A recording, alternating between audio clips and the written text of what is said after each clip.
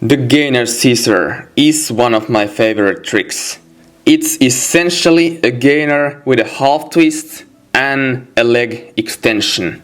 For me, the bigger the extension is, the better it looks and feels. Before you start learning the gainer scissor, your gainer flash should be very good. Another trick that you should have is the cart Arabian or just an Arabian in general. You don't need much else because you are gonna learn everything you need practicing this progression line that I will present here. The first step on the progression line is a tucked gainer half twist or tucked gainer semi as some trickers would call it. This one should be fairly easy if you can gainer flash properly. Just do the gainer flash with bad form and turn it a little in the end, and there you go. The next step will be the gainer Arabian. Basically, after you have completed the previous step, you just do almost the same thing, but now you grab off your hamstrings. You can first grab just the swinging leg, but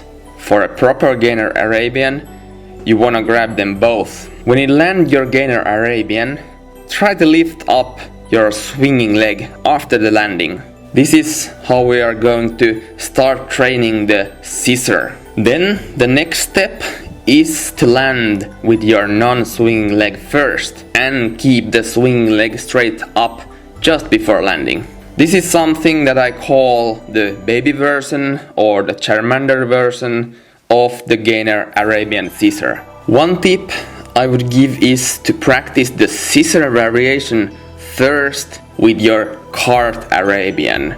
At least I found it easier to apply the scissor to that. But if you are someone who can't cart Arabian because you just always do a cart full, the scissor might also help with this.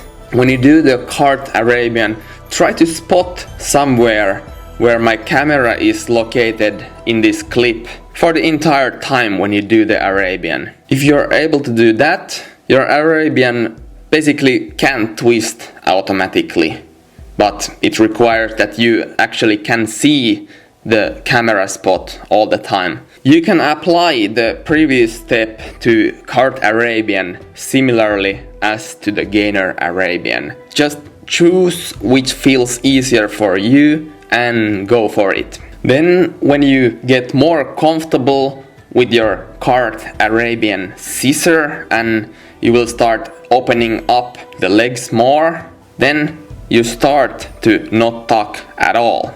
The basic idea with the big scissor variation is to push the leg that is in front out just like during a front split and simultaneously push the foot in the back down towards the ground. But now let's get back into the gainer scissor.